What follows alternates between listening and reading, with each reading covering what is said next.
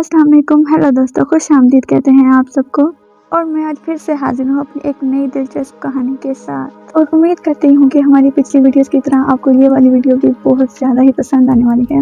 कहानी का आगाज़ करने से पहले तसव्वुर करें कि आप सबके पास एक ऐसी गोली हो जो 5 मिनट के लिए आपको सुपर हीरो बना सकती है, लेकिन आप नहीं जानते कि जब आप उसे पहली बार इस्तेमाल करेंगे तो उससे क्या होगा। आप शोलों में फट भी सकते हैं या आपके इर्द गिर्द के लोगों को नुकसान भी पहुँच सकता है, या फिर ये भी हो सकता है कि वो आप समेत पूरी दुनिया को जला के राख कर दे, लेकिन उससे आप नाकाबिले तस्खीर बन सकते हैं। तो फिर जल्दी से मुझे कमेंट्स में बताएं, क्या आप उस गोली को खा के अपनी ताकत को आजमाना चाहेंगे? तो फिर जल्दी से कमेंट करें और मैं शुरू करती हूँ अपनी आज की दिलचस्प कहानी को। और हमारे प्रोजेक्ट का नाम है प्रोजेक्ट पावर। दरअसल ये कहानी आज के वक्त से आगे की कहानी है और ये कहानी न्यू ऑरलियंस शहर की है, जहाँ पर हमें एक मिस्टीरियस डिस्ट्रीब्यूटर को दिखाया जा रहा है जो एक ऐसे गैंग के पास आता है जो कि गलत कामों में शामिल है और उस ग्रुप को एक गोली दिखाता है और कहता है कि इस गोली को खाने से आप सब में सुपर पावर आ जाएंगी, लेकिन आप सबकी सुपर पावर अलहदा होगी, यानी सब में एक जैसी सुपर पावर मौजूद नहीं होगी। और ये सुपर पावर का दौरानिया सिर्फ और सिर्फ 5 मिनट का होगा और इस पावर का दौरानिया पूरे लाइफ टाइम के लिए नहीं होगा। और दरअसल इस गोली को कई जानवरों के डीएनए से मिलाकर बनाया गया है।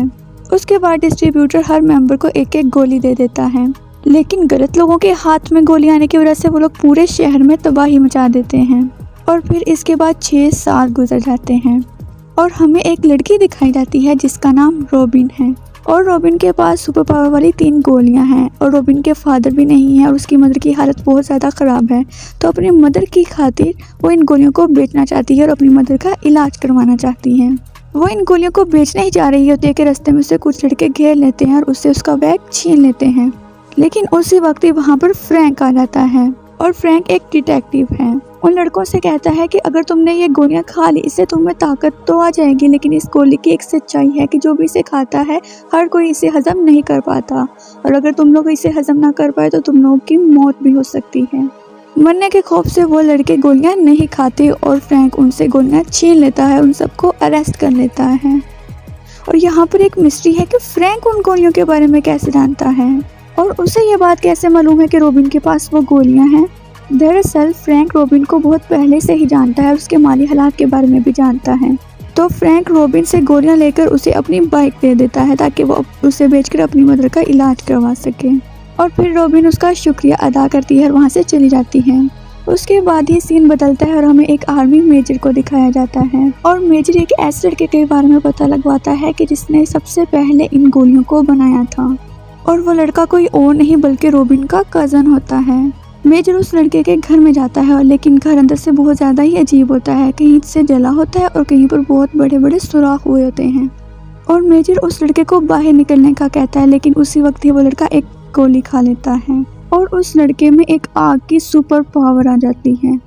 उसी वक्त ही मेजर अपनी जान बचाने के लिए वहाँ से भागता है, लेकिन वो लड़का अब उसे हर हालत में मारना चाहता है क्योंकि मेजर को उसके बारे में मालूम हो चुका था। लेकिन मेजर को भागते भागते 5 मिनट हो जाते हैं और उस लड़के की ताकत अब खत्म होने वाली होती है, लेकिन उसी वक्त ही वो लड़का एक साथ 3 कैप्सूल खा लेता है। जी हाँ, एक ही नहीं बल्कि एक साथ 3 कैप्सूल खा लेता है। मेजर उसी वक्त ही बाथरूम में भाग जाता है और वहाँ जाकर अपनी जैकेट को जल्दी से गीला कर लेता है और उस गीली जैकेट के साथ उस लड़के पर हमला करके उसे बाथटब में डिबो देता है और उस लड़के से कहता है कि मैं तुम्हें कोई जान नुकसान नहीं पहुंचाऊंगा, तो मुझे बस उस डीलर का नाम बता दो जो इन गोलियों को बनाता है। लेकिन इससे पहले वो लड़का मेजर को कुछ बताता, ज़्यादा गोलियां खाने की वजह से उस लड़के की बॉडी ब्लास्ट हो जाती है, लेकिन मेजर बच जाता है और उसका मोबाइल भी अपने पास रख लेता है। उसके मोबाइल की छानबीन करता है और उसमें एक कॉन्टैक्ट पर मैसेज करता है कि मुझे तुमसे मिलना है, और ये नंबर किसी और का नहीं बल्कि रॉबिन का होता है। और फिर से सीन बदलता है और हमें एक बैंक के बाहर फ्रैंक को दिखाया जाता है। दरअसल बैंक में एक ऐसा आदमी आ गया है जो कि इनविजिबल है और जिस रंग के सामने जाता है उसी रंग का हो जाता है, जिसकी वजह से उस आदमी को कोई भी देख नहीं पा रहा, लेकिन किसी को भी अंदर जाने की इजाज़त नहीं होती। तभी फ्रैंक को उन गोलियों के बारे में ख्याल आता है और वो उनमें से एक गोली खा लेता है जो उसने रॉबिन से ली थी और अपनी घड़ी पर 5 मिनट की टाइमिंग सेट करके वो बैंक के अंदर चला जाता है। फ्रैंक को देखते ही वो आदमी चोरी किए हुए बैग्स को लेकर वहाँ से भागने लगता है।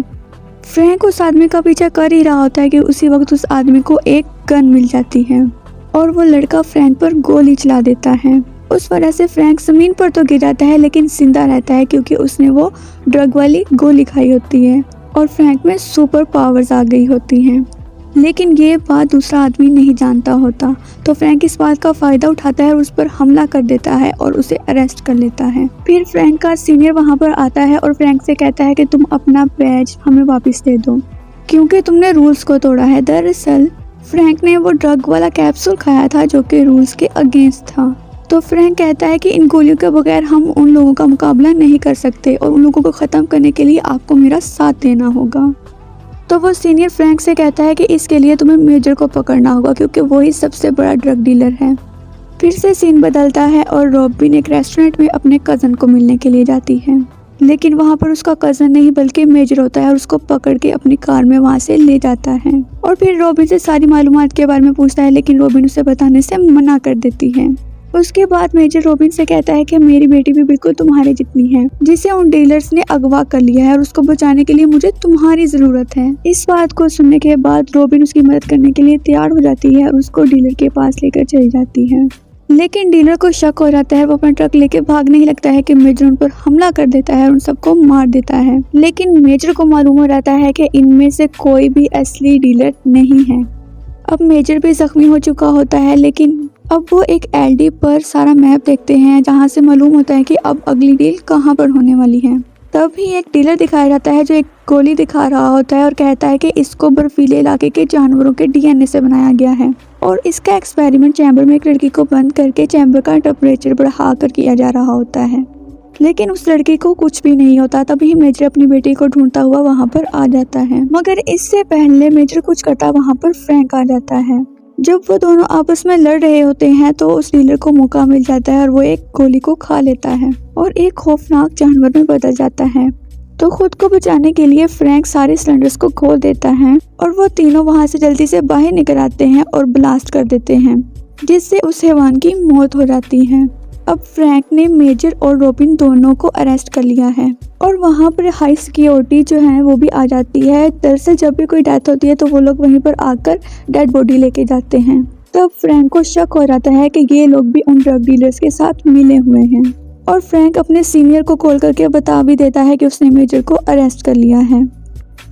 तब ये मेजर फ्रैंक को बताता है कि वो लोग जल्दी एक ऐसी गोली बनाने वाले हैं जिससे आपको सिर्फ 5 मिनट के लिए नहीं बल्कि पूरी जिंदगी के लिए सुपर पावर मिल जाएगी। जी हाँ, बिल्कुल। अब उन्हें दोबारा से सुपर पावर एक्टिवेट करने के लिए दोबारा से कोई गोली नहीं खानी पड़ेगी और मेरी बेटी के डीएनए में कुछ खास है, इसलिए उन्होंने मेरी बेटी को अगवा कर लिया है और उस ड्रग को बनाने के लिए वो मेरी बेटी का इस्तेमाल करने वाले हैं। अब फ्रैंक को भी मेजर की बातों पर यकीन आ जाता है। अब ये तीनों मिलकर एक शिप पर जाते हैं और मेजर जानबूझकर खुद को उन ड्रग डीलर्स के हवाले कर देता है। तभी फ्रैंक और रॉबिन दोनों छुपके शिप के अंदर घुस जाते हैं और रॉबिन शिप के अंदर एक ऐसी जगह पर चली जाती है जहां पूरी शिप के कैमरास हैं और दरवाजों को कंट्रोल किया जाता है और फिर रॉबिन उन कैमरास के जरिए फ्रैंक को गाइड करती है।